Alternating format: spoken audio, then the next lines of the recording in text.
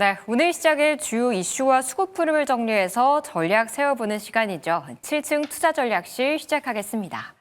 오늘은 이건희 주식투자 이건희 대표, 썬투자 송범선 실장, 매일경제TV 김민성 주머니 매니저 나오셨습니다. 안녕하십니까? 성투.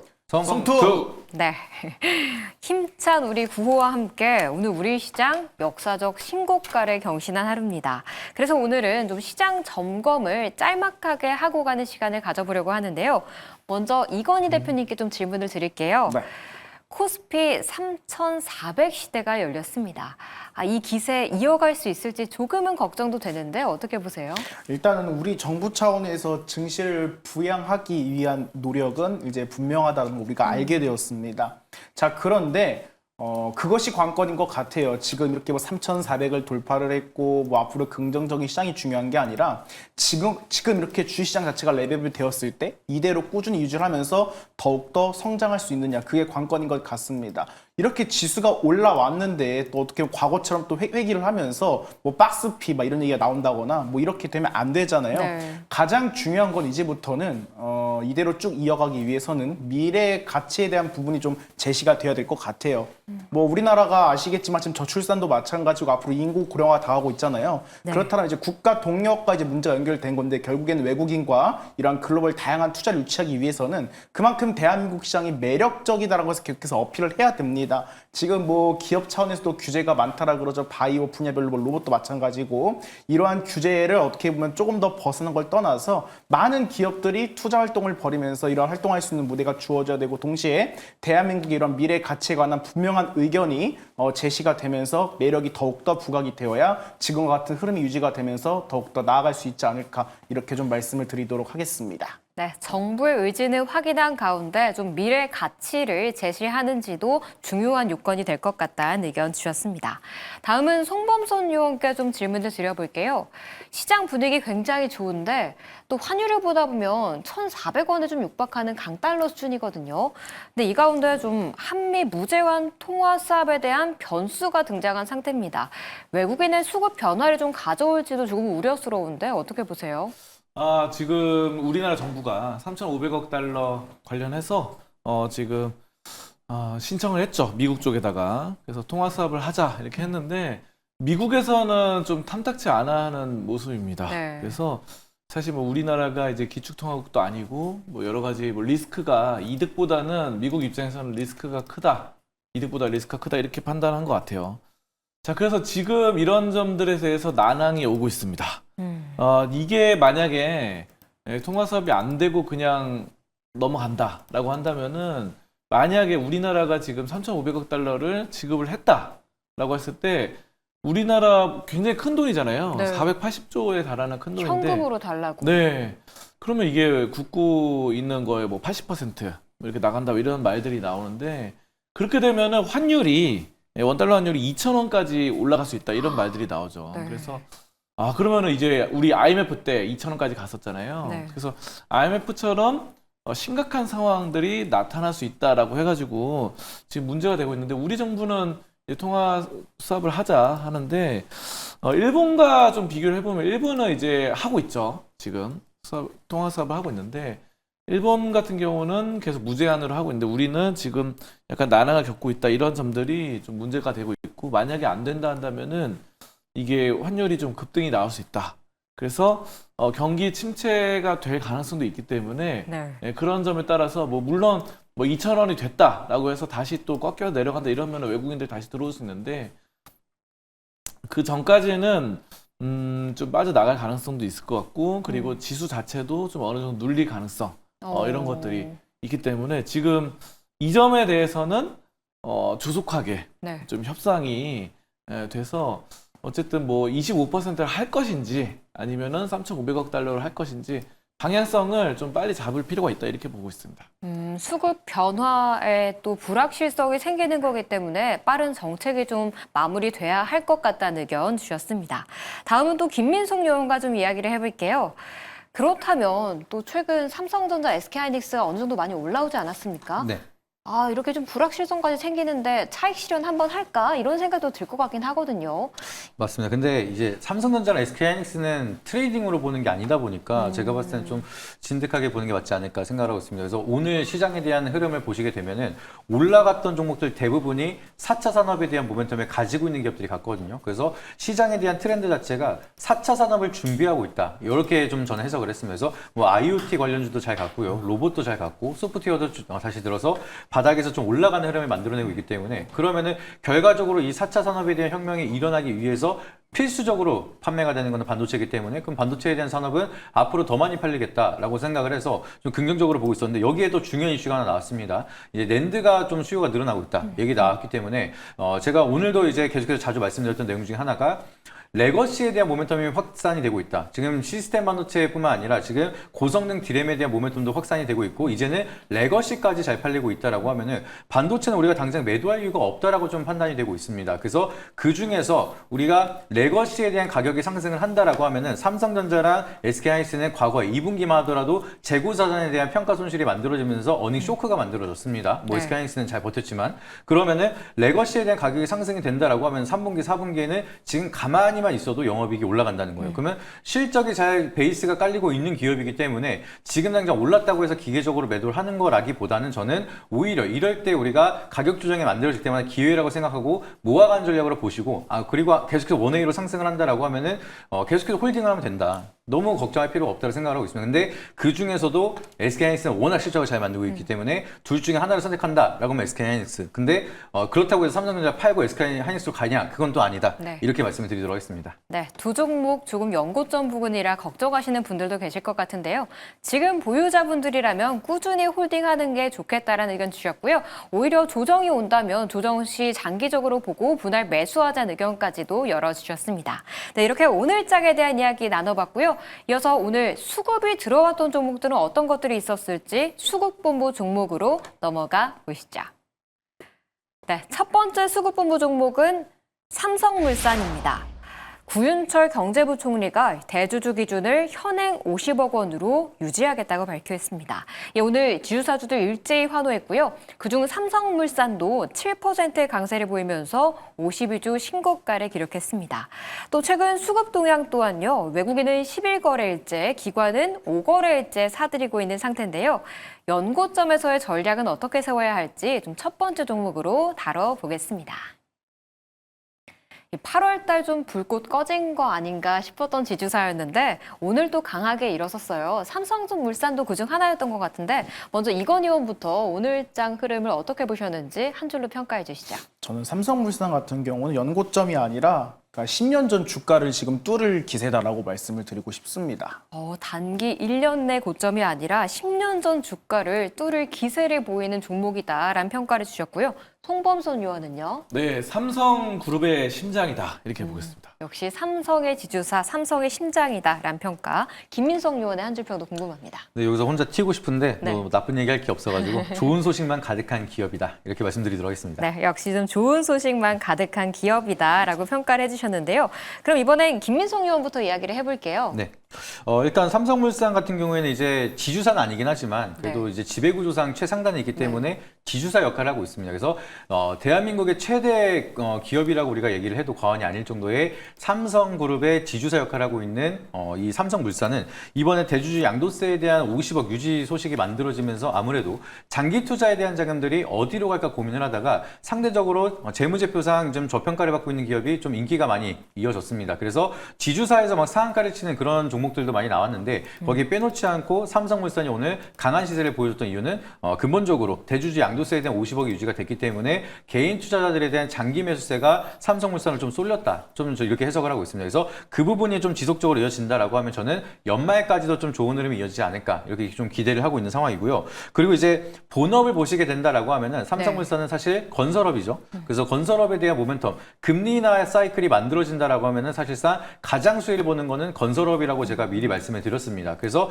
삼성물산은 거시적 환경에 대한 배경 자체도 실적에 대한 성장 기대감이 만들어질 수가 있다 보니까 지금도 저평가지만 앞으로 실적이 더 좋아진다라고 하면은 지금보다도 더 저평가가 될 수가 있다는 기대감이 만들어지니 좀 개인 투자자들에 대한 장기 투자 자금들이 지속적으로 들어오고 있는 상황이다라고 보시면 좋을 것 같습니다. 그래서 어느덧 10만 8천 원에서 19만 8천 원까지 많은 상승을 보여주고 있는데 여기서 상승 추세가 꺾이지 않는다라고 하면은 추가적인 반등이 좀 이어질 수가 있다 좀 판단이 되고 있고요. 수급도 너무나 좋습니다. 네. 바닥에서 계속 올라가고 있는 모습인데 단기적인 조정이 이어지는 구간에서도 기관과 외국인에 대한 매수세가 지속적으로 들어오면서 상방을 계속해서 열어가고 있는 상황입니다. 그래서 이 메이저 수급이 지속적으로 이어진다라고 하면 저는 지금보다도 더 높은 상승률을 좀 기대해 볼 수가 있기 때문에 보유자분들은 크게 걱정할 구간은 아니다. 미리 말씀을 드리도록 하겠고요.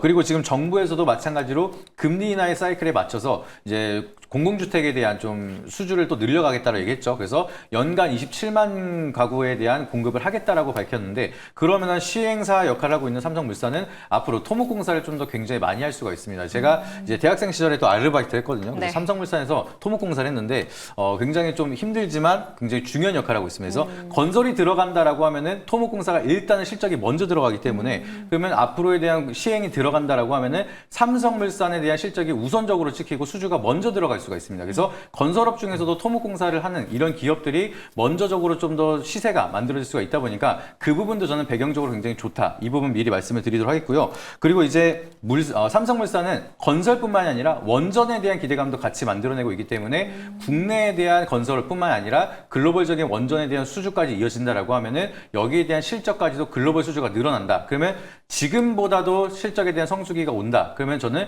사이클이 한 번 더 크게 갈 수가 있다 보니까 지주사에 대한 모멘텀도 좋고 본업에 대한 모멘텀도 굉장히 좋기 때문에 이런 부분을 본다라고 하면 저는 장기적인 투자로 봤을 때 삼성물산만큼 안전자산이 있을까 생각을 하고 있으니까 좀 긴 호흡으로 보시길 바라도록 말씀드려보도록 하겠습니다. 장기적으로 봤을 때 굉장히 매력적인 종목이다라고 좀 평가를 해주셨습니다. 다음 송범선 의원과도 이야기를 해볼게요. 역시 삼성그룹의 심장, 삼성그룹의 좀 지주사 역할을 하는 회사이기도 하잖아요.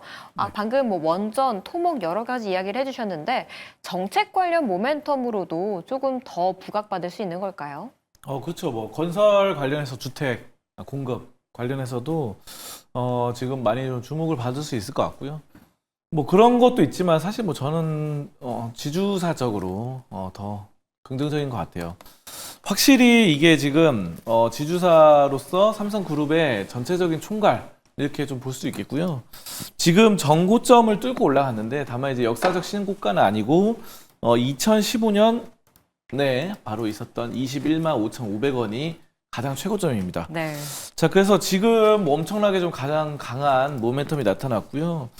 사실상 뭐 이재용 회장이 가장 많이 갖고 있는 게 이 삼성물산이죠. 그래서 지금 지분을 보시면은 뭐 19.93% 갖고 있어요. 네. 그래서 실질적인 지주사로 좀 평가를 받고 있고 건설사로서 말을 하면은 이제 사실 건설사들이 연구개발을 많이 안 하거든요. R&D. 근데 이제 많은 건설사 중에서도 이 삼성물산이 연구개발비가 1.65%로 가장 높습니다. 그래서 다른 건설사는 보통 R&D 쪽으로 1% 미만 이쪽으로 이제 투자를 하는데 삼성물산은 확실히 또 많이 또 투자를 하고 있다. 이렇게 좀 볼 수 있겠고요. 최근에 이제 외국인이 계속해서 사고 있기 때문에 지금 긍정적이고 기관 역시 중간에 좀 파는 게 있긴 하지만 어느 정도 좀 지속적인 매수가 나타나고 있어요. 그래서 이 점은 수급적으로 상당히 좀 완화가 되고 있는 시점이고 어쨌든 이재용 회장 일가 좀 많이 갖고 있다. 이 점을 봤을 때는 실질적으로 사실 뭐 우리가 돈을 벌기 위해서 기업도 경영하고 또 주식도 투자하는 거잖아요. 그래서 이런 것들 봤을 때는 삼성물산이 꺾여서 뭐 주가가 크게 떨어진다 이런 일들은 잘 없을 것 같아요. 사실 뭐 삼성전자에 대해서는 이재용 회장의 이런 돈이 그렇게 뭐 지분이 그렇게 많은 편은 아니기 때문에 이런 점들 봤을 땐 삼성물산이 실질적인 코어가 아닌가 이렇게 저는 보고 있습니다. 네, 알겠습니다. 그럼 이건희 의원과도 이야기를 이어가 볼게요. 역시 10년 전 주가 21만 5,500원을 좀 뚫을 기세다라고 평가를 해주셨는데요. 그러면 신규 진입도 가능할까요? 네, 뭐 지금 당장 신규보다는 그래도 천천히 차근차근 올라가다 보면 지금 10년 전 주가가 20만 원 좀 넘어가는 금액이거든요. 근데 지금 분위기를 어떻게 보면 추세로 탔을 때는 얼마 안 남았잖아요. 그래서 전 충분하다라고 좀 보고 있고요. 무엇보다도 지금 삼성그룹 같은 경우는 이러한 CEO 일가에 대한 이러한 이미지 메이킹, 그 긍정적인 굉장히 이런 이미지가 형성이 굉장히 잘 되고 있는 것 같습니다. 코리아 디스카운트라고 좀 가정을 했을 때, 물론 우리가 남과 북의 문제도 있겠지만 외국인 투자자가 우리나라에 바라봤을 때 시각을 좀 보면 이러한 상속적인 이슈라든가 이러한 지배구조에 대한 그 이슈도 굉장히 존재하고 있거든요. 그런데 최근에 좀 행보를 보시면 이번에 그 이재호 씨 장남 군대 갔죠. 군대 네. 갔고, 그리고 이재용 회장도 직접 밝혔습니다. 상속이 문제가 아니라 어떻게 보면 그 자식들 같은 경우는 어떻게 보면 이러한 어떻게 보면 성장 과정에 대한 부분에 개입을 하지 않고 기업적인 측면에 이런 경영권에 대한 개입을 하지 않겠다. 않겠다. 네. 이렇게 봤을 때 외국인 투자 입장에서는 굉장히 좀 신뢰적이면서도 긍정적으로 바라볼 수 있는 모멘텀이 있거든요. 그 부분도 좀 어떻게 주목해볼 만하고, 그리고 지금 삼성전자에 비해서 삼성물산에 관한 이러한 지배가 굉장히 크잖아요. 또 시가총액도 적고요. 그래서 주가 변동성적인 측면에 따라서도 굉장히 매력적이고요. 그리고 아까 앞서 그 건설에 대해서 말씀을 주셨지만 이번에 삼성물산이 장이 8구역을 수주했어요. 금액 네. 자체가 1조 원이 넘어가는 금액인데 제가 그 입지를 좀 봤거든요. 장이 8구역을 보시면 이 어떻게 보면 옆쪽에 위로 올라가면 강북구 수유동 있죠. 그 주변으로 북서울 꿈의숲 있죠. 바로 옆에 동부간선도로가 붙어 있습니다. 그리고 들고지역부터 시작해서 역세권 3개가 어떻게 보면 15분 이내, 도보 15분 이내 위치해 있고, 또 추가적으로 대학원 형성돼 있고 초등학교도 있고 중학교도 있고 굉장히 잘 돼 있어요. 입지가 상당하다 볼 수가 있겠죠. 그리고 그 옆에 그 광운대 같은 경우도 지금 완전 그냥 재생을 제대로 시키고 있습니다. 그리고 어떻게 나름 그동안 번화가였던 석계역도 존재하고 있고요. 가장 핵심적인 입지의 공사를 수주를 했다는 것은 또 공공 위주에 대한 수주를 진행을 한 것이잖아요. 지금 일단 안 그래도 지금 건설 쪽에 지금 이러한 사고가 터지면서 좀 안 좋은 소식 가운데 굉장히 좋은 소식이 많이 터지고 있다. 이렇게 좀 평가를 하고 있습니다. 또 개인적으로도 제가 20살 초반에 이런 많은 건설 현장을 용역으로 다녀봤어요. 뭐 앞서 말씀 주셨지만 뭐 푸르지오, GS, 자이 다 가봤습니다. 레미안 다 가봤는데 어떻게 보면 근로자 입장에서 가장 귀찮고 짜증났던 현장이 바로 삼성물산 현장이었습니다. 네. 그 부분적인 측면에 대해서도 안전관리적인 측면, 그리고 이러한 모멘텀이 잘 형성이 돼 있다. 자, 그 부분을 봤을 때에는 실적 탄탄하죠. 좋은 일밖에 안 남았죠. 뭐 악재가 터지지 않는 이상 지금 분위기대로라고 가정을 한다라면 21만 원은 10년 전 연고점 충분히 뚫을 가능성이 높다에 무게를 두도록 하겠습니다. 부동산 시장 이야기도 짚어주시고 이건희 대표님의 과거까지 또 이렇게 이야기를 해주셨는데, 근데 듣다 보니까 궁금한 게 네. 그럼 삼성물산은 건설주로 봐야 되나요? 아니면 지주사로 봐야 되는지 좀 성격이 애매하기도 하거든요. 네. 일단은 뭐 지주사 성격이 강하겠지만 가장 큰 장점은 여러 가지 울타리를 걸치고 있잖아요. 그래서 긍정적인 이슈가 나오면 계속해서 수혜를 받을 수 있다라는 점이 저는 가장 큰 매력적인 부분이 아닐까 이렇게 네. 좀 생각을 하고 있습니다. 뭐 나누기보다는 오히려 2마리 토끼를 다 가지고 있는 회사라 더 매력적이다라고 평가를 해주셨습니다. 그럼 이제 수급본부 두 번째 종목으로 넘어가 볼게요. 네, 두 번째 종목은 오늘 아주 강한 종목이었죠. 바로 테크윙입니다. 주력 상품인 HBM 검사 장비 큐브 프로브가 이 삼성전자에 이어 SK 하이닉스의 테스트도 통과했다는 소식이 들려왔습니다. 예, 오늘 21% 급등, 장대 양봉을 뿜었고요. 최근 18거래일째 기관의 강한 매집과 함께 주가 고공행진을 보이고 있는 상태입니다. 오늘 또 신고가 기록하면서 5만 1,000원 선을 돌파하기도 했는데요. 지금 구간에서 전략은 좀 어떻게 세워야 할지 두 번째 종목으로 다뤄보겠습니다. 9월 초순부터 상당히 강했기 종목이잖아요. 근데 오늘 이렇게 뉴스가 나오면 이젠 차익 실현 나올 법도 한 대 더 가더라고요. 먼저 이건희 의원은 테크윙의 강세 어떻게 보셨나요? 1차 저항 직면이겠죠. 1차 저항 때는 좀 직면했다라고 이야기를 해주셨고, 송범선 의원은요? 네, 업황은 성장하지만 외국인 매도세가 심상치 않다. 역시 좀 기관은 사고 있는데 외국인이 계속 팔고 있더라고요. 이 수급 엇갈림을 좀 주목해서 보셨고, 김민석 의원은요? 반도체 슈퍼사이클은 맞는데라고 말씀드리도록 하겠습니다. 이 종목에 대해서 세 분이 약간 다 좀 보수적인 것 같은 이런 분위기를 좀 풍기셨는데, 먼저 이건희 의원부터 이야기를 시작해 볼까요? 자, 지난 리뷰에서 제가 드렸던 말씀이 있던 것 같아요. 테크윙이 정말 주가가 폭발적으로 올라가기 위해서는 공시가 나와야 된다. 네. 공급 공시가 나와야 된다. 그런데 오늘 일단은 뉴스는 나왔잖아요. 그래서 이렇게 급등을 한 것 같은데 제가 반도체 이쪽이 아니라 가장 큰 핵심으로는 HBM이고 그 안에서 제가 큐브 프로버를 좀 주목을 하셨으면 좋겠다라고 말씀을 드렸던 것 같습니다.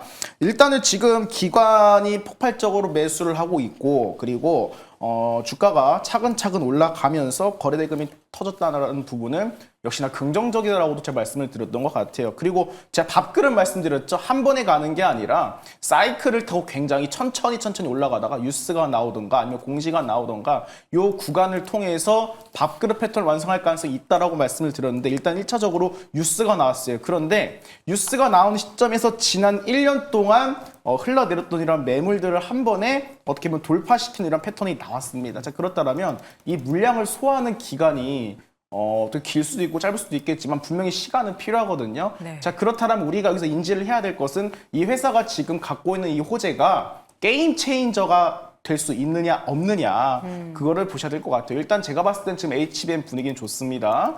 근데 지금 SK 하이닉스랑 묶였잖아요.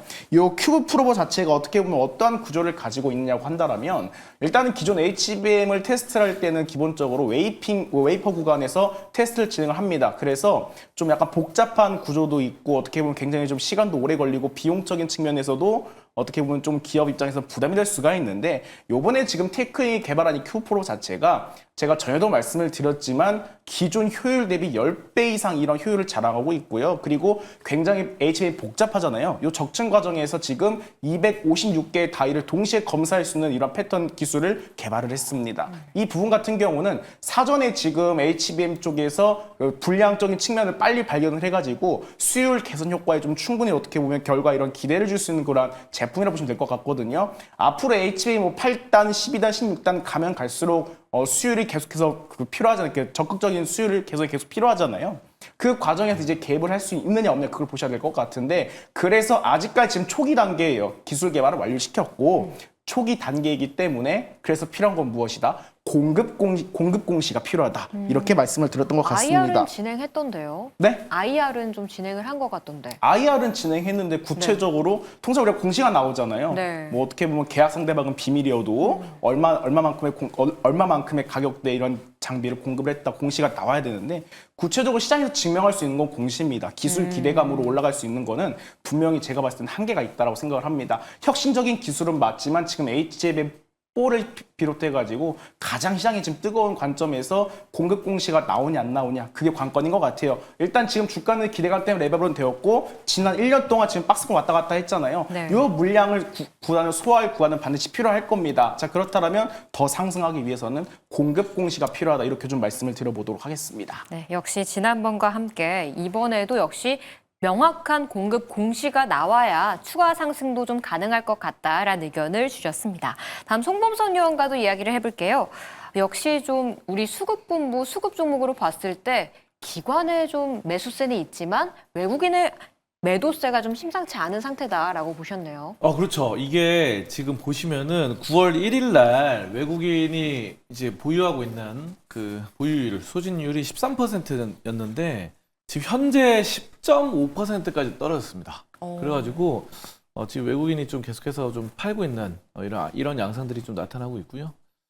기관은 많이 사고 있는데 네. 외국인이 팔고 있다 이렇게 좀 볼 수 있겠고 지금 뭐 여기를 보시면 소진율이 나오는데요. 여기 이제 10.5% 가량으로 9월 15일 날 그러니까 이게 거의 뭐 한 15일 그러니까 주말 빼면은 사실 뭐 길지 않아요. 근데 이제 2.5% 가량이 좀 빠져나갔다 이렇게 좀 판단할 수 있겠습니다. 그래서 이런 점들이 좀 문제가 되고 있고 지금 부채도 좀 약간 다소 많은 편이긴 하죠. 그래서 이런 점들 좀 볼 수 있는데 어쨌든 HBM 검사 장비로서는 뭐 의심할 건 없습니다. 그래서 HBM 관련해서 이번에 삼성전자에 이어서 SK하이닉스에도 이 HBM 전용 검사 장비 성능 평가를 통과했기 때문에 이런 점들은 좀 긍정적이다. HBM 자체가 이제 계속해서 지금 70% 연간 성장률을 보이고 있다 이렇게 좀 판단을 하고 있고요. 자, 그렇기 때문에 또 D램 중에서도 HBM이 가장 높게 좀 차지할 것이다. 30%를 상회할 것이다. 2028년까지 이런 점들이 나타나고 있습니다. 그래서 앞으로 검사 장비로서 테크윙이 좀 상승이 나올 것은 맞지만 네. 저는 뭐 지금 많이 올라 있는 시점이고 또 이런 점에 따라서 봤을 때는 현재로서는 뭐 어느 정도 주가가 많이 올라 있다라는 측면을 봤을 때는 저는 지금 정도에서 수익 실현하는 것도 좀 괜찮겠다 이렇게 좀 판단을 하고 있습니다. 네, 오히려 뭐 지금 들어가서 실익의 크기보다는 지금 보유하고 계신 분들은 오히려 좀 수익 실현을 하는 게 좋은 종목이다라고 이야기를 해주셨습니다. 다음 김민성 요원과 이야기를 해볼게요. 반도체 슈퍼사이클은 맞는데 역시 좀 종목이 너무 올랐다 이런 걸까요? 네, 테크잉은 제가 사실 저번 주에도 조심하자라고 했는데 보란 듯이 그냥 또 올라가 버려가지고 네. 할 말이 없긴 한데 그래도 저는 의견이 똑같습니다. 그냥 이 기업이 지금 올라가는 거는 전에도 말씀드렸지만 오버슈팅 가능성이 높아가지고 우리가 신규 진입을 할 때도 손익비가 나온 자리 선택을 해야 되는데 그럼에도 제 기준에서는 안 맞기 때문에 그래도 주의가 필요하다. 근데 이제는 앞에서 말씀 주셨던 것처럼 저항 구간에 왔기 때문에 더 조심을 해야 된다는 생각을 하고 있어서 지금부터는 들어가면 포모 현상이거든요. 그래서 네. 나만 없는 거 아니야? 하고 들어가다가 이제 거기에 고점일 가능성이 있다 보니까 좀 더 주의를 하자라고 한 번 더 말씀을 드리도록 하겠고요. 테크윙에 대해서 오늘 급등이 너무나 많이 나왔기 때문에 얘기 많이 들으셨을 것 같습니다. 그래서 쉽게 설명을 드리면은 이번에 큐브 프로버라는 검사 장비가 SK 하이닉스의 공급이라는 이제 퀄 테스트가 됐습니다. 그리고 이제 삼성전자에 이미 공급을 하고 있었고 마지막으로 남은 게 마이크론인데 이 마이크론까지 통과를 한다라고 하면은 이제 3대 반도체 장비, 메모리 반도체 장비에 전부 다 공급을 하기 때문에 거기에 대한 기대감이 커져서 슈팅이 좀 크게 나왔다라고 보시면 되겠습니다. 근데 중요한 거는 이 큐브 프로버라는 이제 검사용 장비가 메모리 반도체 검사하는 후공정 패키지가 끝나고 나서 불량품을 검사하는 그런 장비라 보시면 됩니다. 그래서 제가 저번 주에도 말씀을 드렸던 게 이 전공정에 들어가면서 가장 불량을 잘 잡아내는 게 미국 거거든요.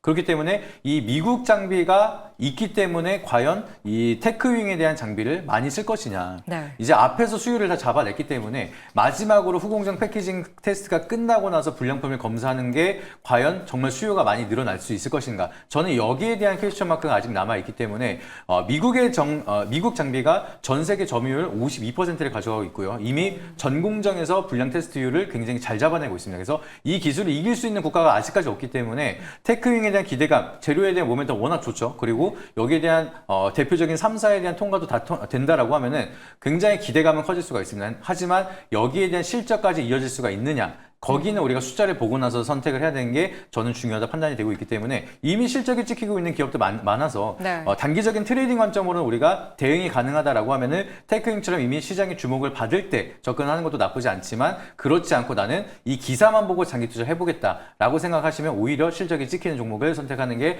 저는 안전하다라고 말씀을 드리니까 이 저항 구간에서 어떻게 세론이 나타날지 이 부분이 중요합니다. 그래서 지금은 한 발 뒤로 넘어서서 일단 멀리서 세론이 나타나지 않을까 이거를 지켜보고 난 뒤에 판단하는 게 안전하다 이렇게 말씀드려보도록 하겠습니다. 네, 역시 좀 이건 의원과 같이 1차 저항대에서 세론에 대한 물량을 좀 우려하자라는 조심스러운 의견 주셨습니다. 이어서 이슈본부 종목으로 넘어가 보겠습니다. 먼저 이슈가 있었던 첫 번째 종목은 바로 휴림 로봇입니다.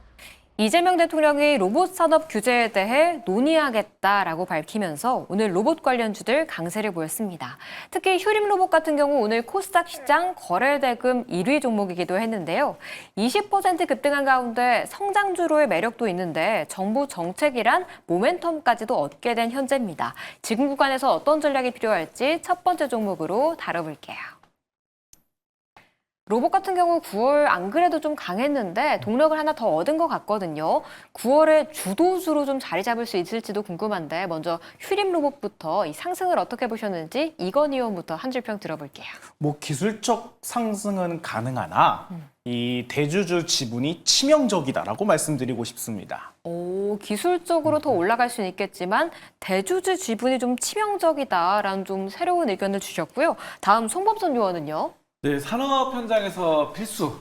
하지만 로봇 1등주가 아직 답보 상태다 이렇게 보겠습니다. 송범선 의원도 역시 하지만이 하나 붙었네요. 좀 레인보우 로보틱스가 아직 움직이고 네, 있지 않다라는 그쵸. 의견을 주신 것 같고요. 마지막으로 김민성 의원의 한 줄 평도 궁금합니다. 네, 완전한 테마주의 대응 전략 말씀드리도록 하겠습니다. 여기도 이 세 분의 의견이 좀 공통적으로 묶이는 것 같긴 한데 먼저 송범선 의원부터 이야기를 해볼게요.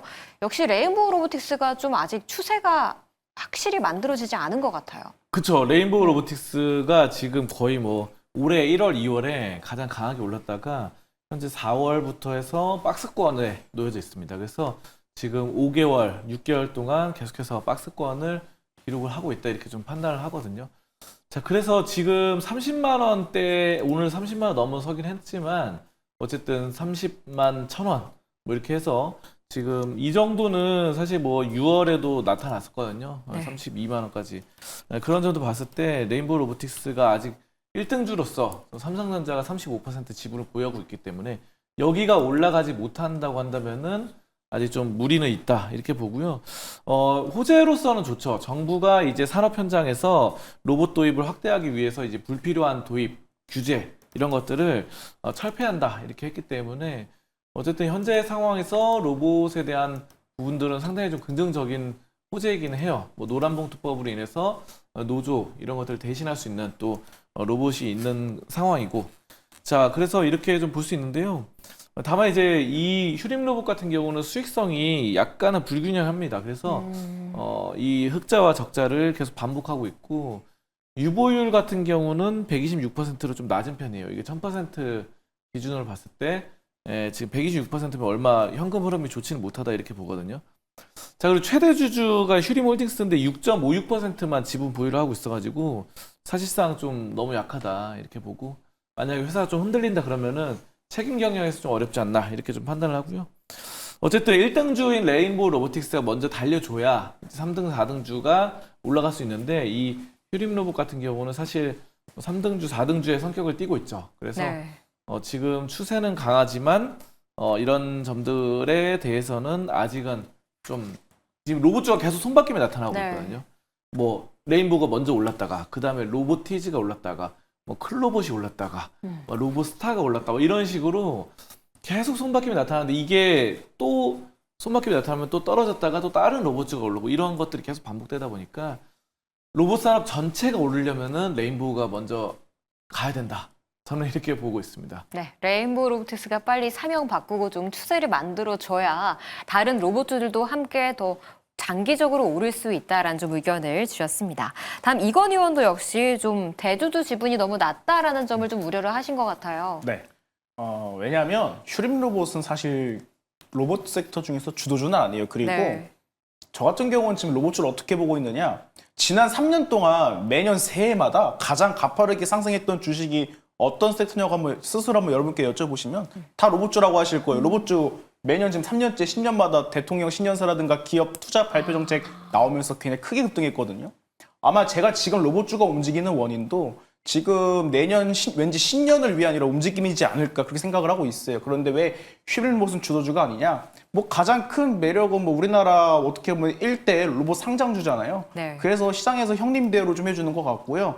그럼 가장 좀 제가 좀 안 좋게 보고 있는 이유는 전환사채예요. 지금도 뭐 8월달 뭐 공시를 보시면 아시겠지만 전환사채 물량, 지금 상장 물량이 1억 1000주인데 거의 1000만 주 가까운 물량이 1000원 중반대 금액이 지금 주식으로 전환돼가지고 지금 상장되어 있는 공시가 있습니다. 그렇다면 전환사채 지금 어떻게 보면 1600원대로 알고 있는데 1000만 주 어떻게 보면 지금 굉장히 어마어마한 금액이거든요. 지금 뭐 엑시트를 하더라도 전환사채를 주식으로 전환한 그런 주체들은 굉장히 큰 수익 중입니다. 그리고 그동안 회사가 좀 어떻게 보면 증명을 많이 했어야 되는데 전환사채를 찍은 이러한 빈도수가 굉장히 많아요. 네. 그렇기 때문에 재무적인 구조에서 취약하고, 자 그렇다면 시장에서 어떻게 보면 뭐 실적도 마찬가지고 이러한 주식 관리적인 측면에서도 마찬가지고 굉장히 불안한 요소가 많이 있다. 뭐 긍정적인 부분은 상장 물량 부근까지 거래량을 터뜨리면서 주가를 급등시켰다라는 점, 뭐 긍정적이겠지만 3파동 라인들을 보시면 전부 다 이거 다 상장 물량 이상 거래량 터뜨려 놓고 다 주가 떨어뜨렸거든요. 네. 그래서 일반적인 이러한 뭐 단기 트레이딩을 하기에도 좀 제가 봤을 때는 어떻게 보면 합리적이지도 않고 굉장히 좀 어떻게 보면 계좌를 어렵게 만들 만한 그러한 종목 중에 하나로 분류하고 있습니다. 자, 그렇다면 이렇게 말씀하시는 분들도 계실 거예요. 이 회사 현대차랑 묶였잖아요. 맞습니다. 2022년도에 현대차랑 묶이면서 주가 굉장히 많이 올라갔어요. 월봉상을 보시면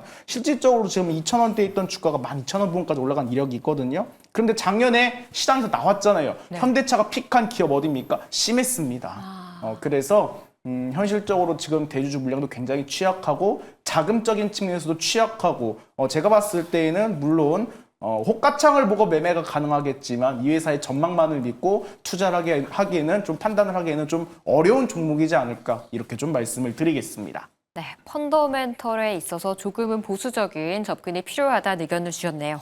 다음 김민성 의원과 얘기를 해볼게요.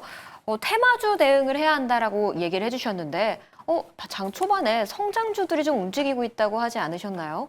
맞습니다. 근데 이거는 또 성장이라기보다는 그냥 워낙 진짜 테마적으로 움직이는 거다 보니까 이제 앞에 우리 요원분들이랑 보는 눈이 그냥 생각하는 다 비슷한 것 같습니다. 이제 최대주주 지분이 6% 있는 게 굉장히 좀 희망적이라서 좀 트레이딩으로 좀 엉덩이를 가볍게 매매해야 된다. 이렇게 보시면 좋을 것 같고요. 좀 겹치는 내용이 많아가지고 자막은 못 쓸 것 같은데 그냥 네. 쉽게 설명을 드리면 요새 들어서 테마에 대한 트레이딩 분위기를 보게 된다라고 하면은 지금 정부가 얘기하면은 그게 테마가 되고 있습니다. 네. 그래서 최근 들어서 이재명 대통령께서 갑자기 얘기를 한 게 저평가 PBR 1배가 안 되는 종목이 많다는 거는 납득이 안 된다라고 하니까 저평가 기업들 막 올라가기 시작을 하고 근데 그런 테마를 만들다가 이번에 또 한 번씩 대통령이 픽을 줬습니다. 그래서 이번 얘기를 한 게 코스닥에 대한 신뢰를 다시 한번 회복을 해야 된다라고 하면서 코스닥에 대한 픽을 줬고요. 그리고 오늘 정부에서 얘기가 나온 게 이제 산업 현장에 대한 로봇 도입을 하기 위해서 불필요한 규제를 해소시키겠다. 그러면 코스닥 중에 있는 로봇주를 사라고 픽을 했구나라고 생각을 하면서 지금 시장에서 반응이 되고 있는 건데 말 그대로 지금은 그러한 기대감 때문에 올라가고 있는 게 가장 크다라고 보시면 좋을 것 같습니다. 그래서 로봇주에 대한 흐름을 보게 된다라고 하면은 물론 기술력이 있고 여기에 대한 수주를 이미 진행하고 있고 레퍼런스를 쌓고 있는 기업들도 분명하게 있긴 합니다. 하지만 그렇지 않은 기업들도 너무나 많기 때문에 지금 휴림 로봇에 대한 유통 주식을 보게 되면 1억 주가 넘어갑니다. 그래서 이 1억 주가 계속해서 그냥 계속 돌아가고 있는 상황이기 때문에 최대 주주의 힘이 없는 상황이에요. 그래서 네. 경영권 분쟁이 들어간다 하면은 바로 이제 회사가 위태위태할 수가 있는 그런 기업이기 때문에 단순하게 그냥 트레이딩 관점으로 해서 시장에 대한 테마적인 모멘텀이 형성이 될 때마다 급등이 나올 때 우리는 거기에 대한 트레이딩 전략이 중요하다. 이렇게 보시면 좋을 것 같고요. 차트 한번 보여주시게 되면은 이 착시 현상 때문에 전에 12,000원까지 올라갔다가 지금 하락을 해서 지금도 저점이다라고 생각하실 수가 있습니다. 근데 이런 구간이 저점이라고 우리가 얘기를 하는 거는 실적을 기반해서 지금 턴 어라운드라고 있는 기업들은 올라갈 룸이 많다라고 판단이 될 수가 있는데 이렇게 테마적으로 올라가는 종목은 단기적으로 급등이 나오면 또 몇 달은 쉽니다. 그래서 이번에도 단기적으로 급등이 나왔는데 뭐 하루 이틀 정도는 더 올라갈 수가 있지만 그리고 나서 또 몇 달은 조정을 받을 가능성이 저는 높다라고 보고 있기 때문에 실적에 기반을 해서 기술력이 있거나 향후 미래가 명확하게 좋은 기업이 아니라고 하면은 트레이딩 관점으로 해서 시세를 줄 때 안전하게 챙기자 이렇게 바라보고 있기 때문에 그 중에 하나의 휴림 로봇은 그래도 리스크를 관리하는 게 중요하지 않을까 이렇게 말씀드려보도록 하겠습니다. 네, 테마는 테마로 좀 실적을 확인하면서 투자해 보시는 게 좋겠다는 의견 주셨습니다. 이어서 이슈본부 두 번째 종목으로 바로 넘어가 볼게요. 네, 두 번째 종목은 후성입니다. 최근 냉매, 특수가스 수요가 급증하며 2년 만에 영업 흑자를 기록할 것으로 보인다는 증권가의 전망이 들려왔습니다. LNG 또 열교환기 사업을 하는 자회사 한택의 가치도 고려한다면 현재 저평가되어 있다는 의견까지 덧붙이기도 했는데요. 오늘 정말 오랜만에 거래량을 동반한 장대 양봉을 보였습니다. 시장에서 좀 재평가될 수 있을지 두 번째 종목으로 다뤄볼게요. 후성 진짜 오랜만인 종목이잖아요. 한 3년, 2년 만에 좀 보는 것 같은데 이제 좀 고개 들 수 있을지 궁금하거든요. 먼저 이건 의원부터 한 줄평 들어볼게요. 저는 빠르게 먹자라고 말씀드리고 싶은데요. 좀 기대하기보다는 좀 빠르게 대응하자라는 평가를 주셨고요. 송범순 의원은요? 냉매 수요 증가가 실적 계산에 긍정적이다 이렇게 보고 있습니다. 네, 그래도 오늘 좀 내용이 나온 것에 주목을 하셨고 김민성 의원은요? 저는 반도체 플러스 2차 전지 이렇게 말씀드리도록 하겠습니다. 네, 반도체 플러스 2차 전지 모멘텀이 다 붙었다라고 김민성 의원이 좀 말씀을 주셨는데 제가 아까 우리 테크미 얘기할 때도 사실 질문을 드리고 싶었는데 후성 때문에 좀 참은 것도 있거든요. 네. 오늘 그래서인지 장비주들보다도 소재주 쪽으로 굉장히 순환매가 많이 돈 것 같기도 해요. 그 영향을 좀 후성도 받은 것 같긴 한데 이제 좀 올라갈 수 있을까요? 네, 저는 올라갈 수 있을 거라 생각하고 있습니다. 지금 반도체 사이클이 굉장히 좋다라고 말씀을 드렸잖아요. 네. 근데 여기에 플러스로 테슬라가 YL 모델이 너무나 잘 팔리고 있다고 합니다. 그래서 여기에 대한 테슬라가 올라가면은 결과적으로 2차 전지가 다시 한번 살아날까? 그 실적이 중요한 게 아니라 일단 테마가 형성이 됩니다. 그래서 분위기가 확, 거기에 네. 대한 흐름이 같이 맞물린다라고 하면은 두 가지에 대한 모멘텀을 갖고 있는 후성은 좀 긍정적일 수밖에 없다라고 보시면 좋을 것 같고요. 이제 후성이 가지고 있는 모멘텀 보면은 이제 전공정에 들어가는 배선 공정에 특수가스를 생산을 하고 있습니다. 그래서 6브라 텅스텐을 생산을 하고 있는데 이게 결과적으로는 글로벌 리포트를 보시게 되면은 2030년도까지 기하급수적으로 성장을 할 거다라는 전망이 만들어지고 있습니다. 그렇게 뒷받침이 될 수가 있는 게 지금 반도체가 워낙 불티나게 팔리고 있기 때문에 SK 하이닉스라든지 TSMC라든지 삼성전자라든지 이런 파운드리 기업이 돈을 많이 벌려면 생산 시설을 많이 찍어내야 됩니다. 그러면은 거기에 많이 들어가는 게 배선 공정에 들어가는 특수가스가 더 많이 필요할 수밖에 없기 때문에 더 많은 파운드리가 수익을 벌기 위해서는 이런 후성에 대한 실적도 같이 커플링이 될 수밖에 없다라는 게 가장 커다란 배경이 될 수 있다라고 좀 보고 있고요. 그리고 이제 후성 같은 경우에는 2차 전지 전해액에 핵심적으로 들어간 소재 리튬이온을 또 생산을 하고 있습니다. 그래서 최근 들어서 중국에서 이제 공장의 가동이 중지가 되다 보니까 리튬 가격이 상승을 하고 있긴 한데 여기에 수요까지 맞물리기 시작을 하고 테슬라에 대한 이제 프리미엄 라인 모델인 YL이 다시 한 번 더 기하급수적으로 판매가 된다라고 하면은 사실 테슬라의 모든 판매량의 70%가 중국에서 판매가 되고 있는데 그동안 이제 비아디를 사자 약간 이런 식으로 되다 보니까 테슬라에 대한 점유율이 많이 떨어지기 시작을 했습니다. 근데 이번에 저도 이제 YL 모델을 주말간에 봤었는데 굉장히 잘 만들었더라고요. 그래서 주니퍼 네, 모델이요? 소형 이제 SUV 모델로 됐는데 6인승짜리인데 프리미엄 라인으로 3원기 배터리를 사용했습니다. 그래서 출력도 굉장히 잘 나왔는데 또 중요한 게 이게 가격대가 6,600만 원대예요. 그래서 보통 프리미엄 라인대로 테슬라를 산다라고 하면 1억이 넘어가는데 굉장히 좀 가성비가 네. 좋기 때문에 이제 저도 이제 아내한테 좀 바꾸자고 얘기를 하고 있긴 어필을, 하는데 네. 일단 들어와서 봐야 될 것 같습니다. 근데 이 흐름이 만들어진다라고 하면은 다시 한번 중국 시장에 대한 수요가 늘어난다라고 했을 때 2차 전지에 대한 사이클이 좀 더 크게 이어질 수 있을 거를 좀 바라보고 있고요. 그러면은 이미 미증시에서도 좀 급등이 나오면서 추세를 완전하게 돌려세운 테슬라랑 커플링이 되면서 국내 2차 전지도 바닥이라는 기대감이 분명하게 나올 수 있을 거라고 좀 바라보고 있습니다. 그래서 지금 반도체에 대한 슈퍼사이클이 왔는데 이게 끝날 때쯤이라고 하면은 또 2차 전지가 한 번 더 끌어올릴 수가 있다 보니까 후성은 플러스 알파가 많기 때문에 상승에 대한 룸이 상대적으로 좀 많다. 그 부분이 굉장히 좀 좋다라고 좀 바라보고 있고요. 결과적으로는 그래서 슈퍼사이클, 4차 산업에 대한 메가 트렌드를 모두 다 가지고 있는 후성은 지금 상승을 추세로 저는 오히려 추세 상승이 더 지속적으로 이어질 수가 있다 보니까 보유자분들은 걱정하지 마시고 오랜 기간 좀 더 긴 호흡으로 보자 이렇게 말씀드려보도록 하겠습니다. 네, 반도체 2차 전지 두 가지 모멘텀을 가지고 있는 종목입니다. 지금 보유하고 계신 분들은 이제 상승을 조금 더 즐겨보시는 것도 좋을 것 같네요. 다음 송범선 의원과 이야기를 해볼게요. 역시 냉매 수요가 늘어나면서 실적 개선될 것으로 보인다라고 의견을 주셨어요. 그렇죠. 냉매가 이게 굉장히 좀 중요합니다, 지금. 왜 그러면은 전 세계적으로 냉매 수요가 굉장히 늘고 있고 이 냉매가 뭐냐면은 여러분들 에어컨에 들어가는 냉매 있죠. 그거 상당히 그거 중요한 겁니다. 그래서 에어컨이 원리가 이제 더운 공기를 실내에 있는 더운 공기를 냉매가 이제 바깥으로 빼내는 거예요. 그래서 실외기가 있죠, 바깥에. 네. 네, 냉매가 더운 공기를 바깥으로 옮겨주는 그게 이제 냉매가 되겠는데요. 물론 반도체에도 쓰이고 2차 전지에 쓰이고 하는데 저는 실질적으로 지금 날씨가 너무 더워지고 있다 이게 또 문제인 것 같아요. 그래서 전 세계적으로 냉매 에어컨을 쓰는 수요도 굉장히 많아지고 있고 유럽 같은 경우는 그 전에 좀 덥긴 했지만 거기 이제 습도가 높지가 않아가지고 건조하죠. 약간 그러다 보니까 더워도 에어컨을 잘 안 쓰는 문화였는데 최근에는 너무 이렇게 지구 온난화 이런 걸로 더워지니까 이제 유럽도 에어컨을 많이 쓴다고 하네요. 그래서 원래 유럽은 또 선진국들이 많고 또 돈이 있는 사람들이 또 에어컨 금방금방 사겠죠. 살려면 유행이 또 번지다 보니까. 그리고 개발도상국에서도 뭐 인도라던가 중국 등등도 많이 쓰고 아무튼 이런 냉매라는 것 자체가 에어컨에 많이 쓰이다 보니까 후성이 또 그런 역사가 있는 냉매 역사가 있는 것으로서 또 잘 나가고 있다 이런 점들 봤을 때는 에어컨의 증가, 에어컨의 유행 그리고 날씨가 계속 더워지고 있다 지구 온난화로 이런 것들은 우리가 돌이킬 수 없을 것 같아요. 그래서 저는 후성이 앞으로의 그런 실적 개선이 어쩔 수 없이 나타날 수 있겠고 지금 중국에서의 냉매 이런 것들을 좀 많이 쓰고 있는데 그런 것들을 또 개선해서 후성이 파이를 많이 뺏어올 수 있겠다 이렇게 좀 판단을 합니다. 자, 근데 이제 수익성이 현재로서는 아직은 좀 불안정해서 네. 적자 흑자를 왔다 갔다 하고는 있어요. 자, 그런데 이런 점들은 앞으로 냉매 수요가 증가하면서 개선될 것으로 판단하고 있고요. 그리고 이제 부채 같은 경우는 140% 다소 높은 편이지만 이런 점들은 점진적으로 또 잘 되는 수익성이 좀 개선된다 한다면은 금방금방 빚은 갚을 수 있겠죠. 그래서 저는 후성이 지금 이게 지금 많이 떨어졌거든요, 사실. 네. 예, 지금 이게 이제 26,000원대에서 내리기만 했더라고요. 예, 많이 떨어져가지고 지금 사실상 뭐 3년 동안 떨어지기만 해가지고 했는데 지금 저점에서 거의 뭐 약간 거래량이 텄어요.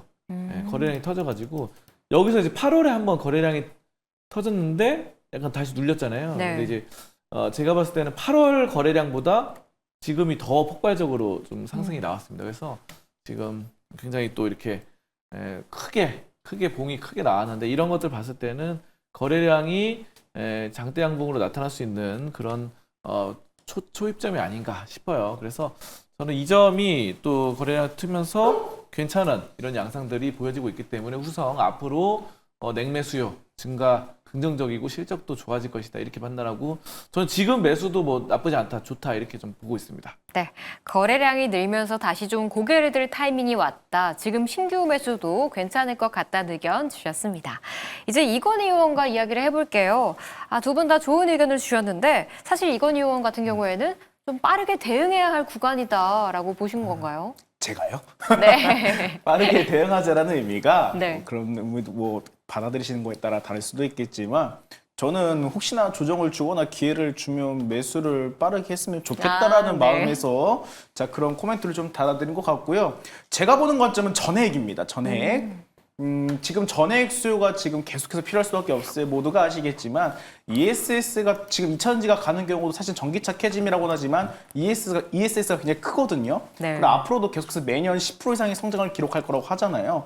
근데 핵심은 전해액인 것 같아요. 지금 우리가 미국과의 관계에 있어가지고 계속 이야기가 나오고 있잖아요. 조선 분야가 왜 그렇게 크게 갔느냐. 미국이 필요할 수밖에 없으니까. 그런데 지금 미중 무역 분쟁에서 지금 반드시 중국을 견제할 분야 중에 하나가 바로 전해액이거든요. 네. 지금 전해액 쪽을 보시면 중국이 차지하고 있는 점유율 자체가 거의 대부분이에요. 약 80% 정도 기록을 하면서 지금 글로벌 기업적으로 봤을 때 1등, 2등이 중국이고요. 뭐 우리나라 3등, 4등 기업 있긴 한데 엔캠이 지금 전에 우리나라 1위 기업이잖아요. 네. 그런데 글로벌 비중은 4%가 조금 안 되는 수치로 알고 있습니다. 자, 워낙 지금 중국이 압도적이기 때문에 ESS가 전 세계적으로 수요가 계속해서 필요할 수밖에 없는데 그것을 중국에 의존한다? 미국이 가만히 보고 있지 않을 것 같아요. 그런데 역시나 그렇다면 중국을 견제할 카드로 좀 전해액도 필수겠죠. 그리고 또 거기에 들어간 핵심 물질인 리튬염이 있어요. 여기서 일부 물질을 가장 어떻게 우리나라에서 유일하게 생산하고 있는 기업이 후성입니다. 지난 8월 달에 후성 주가가 한번 크게 좀 일파동이 나오다가 주가가 쭉 빠졌을 거예요. 그때 보시면 아시겠지만 엔캠도 올라갔었고요. 리튬 관련주도 그때 급등이 시작했고요. 그리고 동시에 어떻습니까? 뭐 엔캠에 파생된 기업들로 관련 전해액 기업들도 많이 올라갔었어요. 그렇다 보니까 지금 뭐 최근에 시장에서는 한국과 미국 사이에서 미국이 중국의 압박 카드가 필요한데 우리나라가 어떻게 보면 미국한테 또 필요할 수밖에 없는 그런 분야가 없을까? 그러한 투자 아이디어도 좀 찾을 때라고 생각을 합니다. 그래서 저는 그 부분을 후성으로 보고 있고 지금 가장 매력적인 부분은 이 부분이에요. 지난 8월 달에 말씀드렸죠. 한번 파동이 나왔습니다. 네. 안 나온 게 아니에요. 그런데 이때 윗골을 왜 달았느냐? 시장에서 예상치 못한 이런 추격 물량도 있었겠지만 이미 앞전에 이러한 물량, 대기하고 있던 물량들을 한번 소화할 구간이 필요했던 겁니다. 하지만 그 기간이 길지가 않았어요. 오늘 이때는 사실상 매집봉 하시면 될 것 같고 저는 오늘이 참 기준봉이라 보고 있거든요. 네. 그렇다면 주봉, 월봉상으로 봤을 때는 오히려 지금 터트린 거래 대금을 보시면 저항 물량이 많이 없어요. 이제 상승 사이클을 시작을 하면 단기간에 충분히 크게 먹을 수 있다고 생각을 하거든요. 지금 시장 보시면 아시겠지만 조선 기자재 보셨듯이 장기간에 100% 올라가는 게 아니라 단기간에 확 쏘아 올려버립니다. 그 특징은 무엇이냐? 물량 1차적으로 소화하고 조정 준 다음에 2파동에서 한 번에 올려요. 앞전에 저항 물량이 없어야 됩니다. 지금 후성이 약간 그러한 패턴을 보이고 있고 월봉상으로도 바닥권에 있기 때문에 제가 봤을 때는 빠르게 좀 단기적으로 큰 수익을 낼 이러한 가능성에 한번 베팅을 해보고 싶다 하신다고 한다면 후성을 눈여겨볼 만하다. 이렇게 답변 드리겠습니다. 오히려 좀 너무 오래 쉬었어요. 빨리 지금 상승을 그냥 여기서 만족하세요가 아니라 초반 분위기 이제 타기 시작했으니까 오히려 빠르게 읽어보면서 들어가 보자라는 의견까지 주셨네요. 이어서 오늘 네 가지 종목 살펴봤고요. 내일은 어떤 전략으로 시장에 임해야 할지 내일장 전략도 세우러 가볼게요. 이건희 의원께서는 9월 중순까지 계속 봐야 한다. 미국 이런 분위기도 있고 봐야 한다라고 말씀을 주셨는데 이제 9월 15일이면 좀 중순이 된 것 같거든요. 네. 전략 변화가 있을까요? 오늘 중순이죠. 네. 이번 주에 여러 이벤트들 있잖아요. 네. 저는 그걸 또 확인하고 말씀을 드리겠습니다. 왜냐하면 왠지 느낌이 그런 느낌적인 느낌이라고 해야 될까요? 이게 시장에서 그동안 기대치 때문에 끌어올렸다가 뭐 제로 소멸로 받아들일 수도 있을 것 같고, 물론 시장에 지금 상승 하락 여부에 관계없이 수익을 낼 수 있는 종목들은 많이 있어요. 그런데 궁극적으로 중요한 거는 우리가 지금 6월달, 7월달, 8월달, 9월달 시장이 가파르게 오르고 내리락 하면서 굉장히 좀 빠르면서도 전략을 계속해서 바꿀 수밖에 없는 이러한 패턴에 적응을 해 있거든요. 네. 결국에 중요한 거는 꾸준하게 내가 나만의 이러한 기법이라든가 나만의 이러한 매매 패턴을 가지고 갈 수 있느냐 없느냐를 좀 가늠해야 될 것 같아요. 그래서 저는 이번 주 이벤트를 보고 다시 한번 또 평가를 해보겠다라고 말씀드릴게요. 네, 이번 주 이벤트 확인하고 다음 주 전략을 좀 기대해 보도록 할게요. 다음 송범선 의원의 내일장 전략도 궁금합니다. 네, 저는 뭐 바이오, 로봇 이런 업황이 강세이기 때문에 단기 매매 트레이딩에서는 이쪽을 해볼 수 있겠다 이렇게 좀 생각하고요. 중장기적으로는 지금 식품주가 굉장히 좋습니다. 그래서 지금 상승 초입이라고 봐요. 식품주. 그래서 중장기적으로는 식품주 긍정적이고, 다만 이제 이번 주 금리 인하 관련된 요소들이 있는데 이 시장에 워낙에 또 많이 반영이 됐고 예전부터 많이 나왔던 거기 때문에 새로운 이슈가 아니라서 여기서 막 기대하기는 좀 힘들 것 같아요. 왜냐하면은 뭐 사실 뭐 작년에도 금리 인하를 하기도 하고 했는데 그럼에도 불구하고 우리나라 그때 증시 뭐 9월에 떨어지고 그랬거든요. 그래서 이거를 너무 기대하지 마시고 아무튼 지금은 좀 크게 보고 좀 올라갈 수 있을 만한 섹터들, 뭐 저는 식품주가 좀 괜찮아 보인다 이렇게 보고 있습니다. 네. 바이오 로봇 업황이 강하기는 하지만 그래도 그 안에서 단기 모멘텀을 활용한 매매가 유효할 것 같다는 내일장 전략 주셨네요. 다음 김민성 의원의 내일장 전략도 들어볼게요. 네, 저는 아까 말씀드렸던 것처럼 추세가 이어지는 성장주를 주목하자 이렇게 말씀드리도록 하겠습니다. 대통령께서 픽을 줬기 때문에 코스닥에서 저평가받고 있는 기업들, 성장주들에 대한 모멘텀 지속적으로 한번 체크해보자 이렇게 말씀드려보도록 하겠습니다. 네, 성장주를 주목하자라는 의견 주셨습니다. 그럼 이제 내일장 전략까지 세워봤고요. 종목 이야기로 넘어가 볼게요. 먼저 이건희 의원부터 이야기를 해보자면요. 이 8월 28일에 매수했던 HD현대입니다. 오늘 뭐 주인공 중 하나이기도 했잖아요. 네.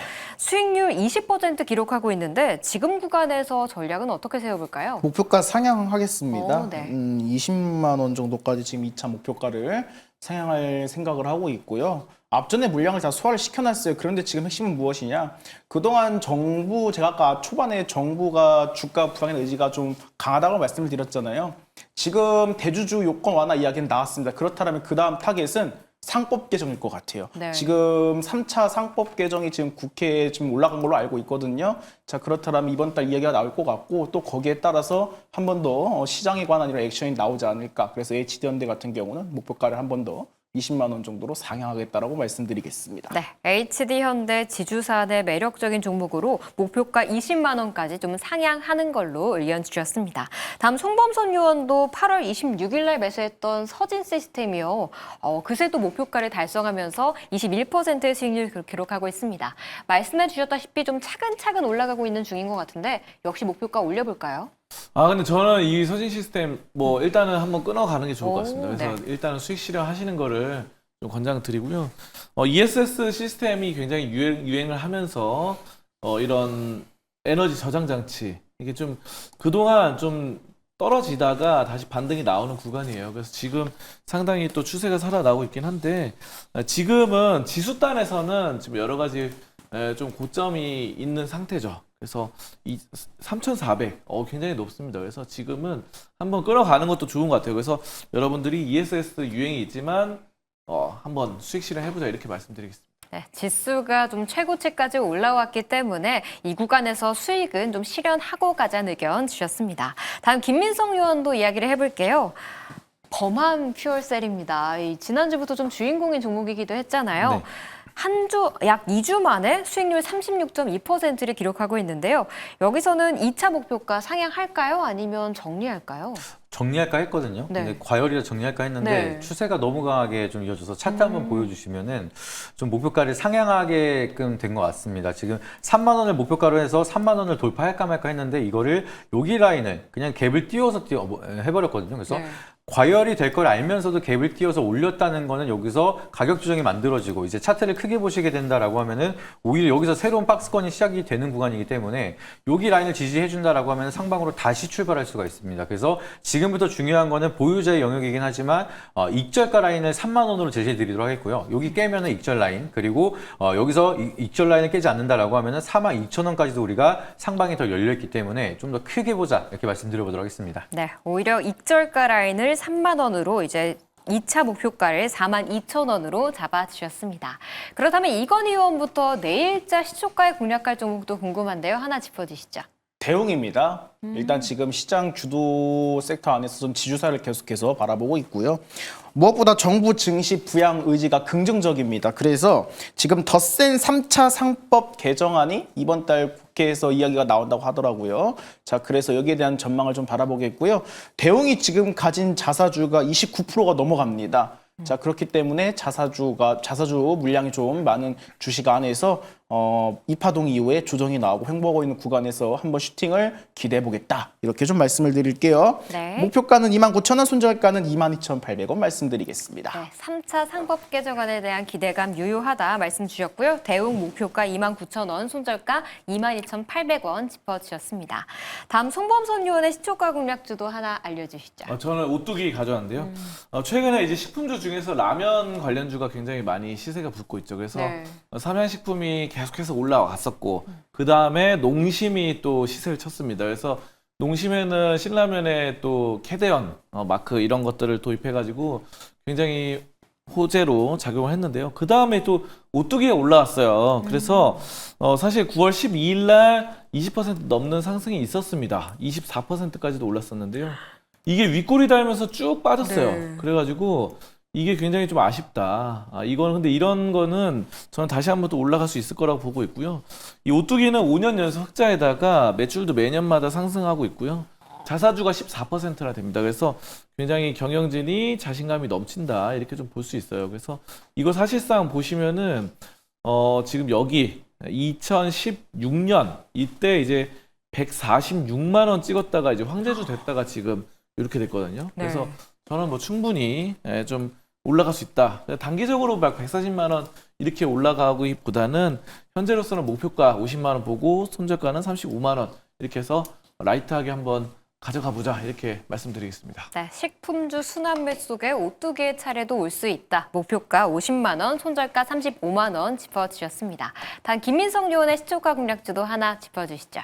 네, 로봇 하면 다들 잘 아시는 시메스 간단하게 말씀드리도록 하겠습니다. 뭐 다들 너무 잘 알고 있는 그런 기업이기 때문에 이 3D 비전에 대한 기술로 로봇들이 비정형화된 행동을 또 할 수 있는 자동화 로봇에 굉장히 필요한 기술을 가지고 있기 때문에 아까 말씀드렸던 것처럼 실질적인 기술을 가지고 있는 기술주를 주목하자. 그래서 시메스가 유망한 기업이다라고 보시면 좋을 것 같고요. 지금 쿠팡이나 현대차, LG 같은 대기업에 대한 레퍼런스를 가지고 있기도 하고 물류 자동화 시대에 가장 큰 수혜를 받을 수가 있기 때문에 여기서는 추가적인 상승에 대한 룸이 많이 남아있는 종목이다. 이렇게 보시면 좋을 것 같습니다. 그래서 여기서 반등이 나온다라고 하면은 박스권 단기적인 저항 32,000원 1차 목표가 제시드리도록 하겠고요. 손절가 라인은 24,000원 제시드릴 테니까 가격 전략 참고해 보시길 바라도록 하겠습니다. 네, 성장 산업에 들어가 있고 기술도 확실하게 보유하고 있는 시메스 목표가 32,000원, 손절가 24,000원 짚어주셨습니다. 네, 오늘 세 분의 의원과 오늘장부터 내일장 전략까지 세워봤는데요. 투자에 잘 활용해 보시길 바라겠고요. 세 분은 여기서 보내드릴게요. 오늘 말씀 감사합니다.